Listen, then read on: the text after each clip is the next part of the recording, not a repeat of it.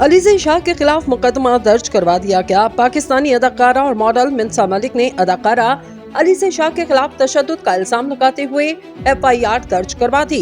मिन्सा मलिक ने अलीज़े शाह पर इल्जाम लगाते हुए इंकशाफ किया कि हम इस्लामाबाद में एक ड्रामे के सेट पर थे, कैमरा ऑन था और वो ड्रामे का एक सीन कर रही थी जहां अलीज़े शाह मनशात के नशे में धुत सेट पर आई।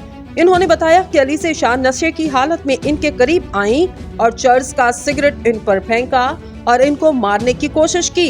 इन्होंने ये भी बताया अलीज़े शाह ने मुझे कमरे में जाने पर जूतों से मारा और इन्होंने बेहद मुश्किल से अपनी जान बचाई।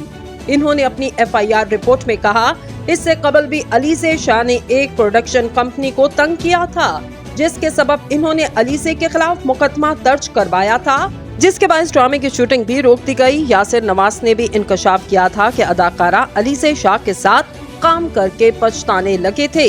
मिन्सा ने ये भी कहा कि अलीज़े शाह ने इन्हें संगीन नताइज की धमकियां दी और अलीज़े को इनसे प्रोफेशनल जेलसी है। वाज़ेह रहे दोनों अदाकारों के दरमियान ये वाकया 15 अगस्त की शाम 7 बजे इस्लामाबाद में सेट पर पेश आया, जिसके बाद मिन्सा मलिक ने FIR दर्ज करवाई और हुकाम से दरख्वास्त की कि उन्हें सिक्योरिटी फराहम की जाए।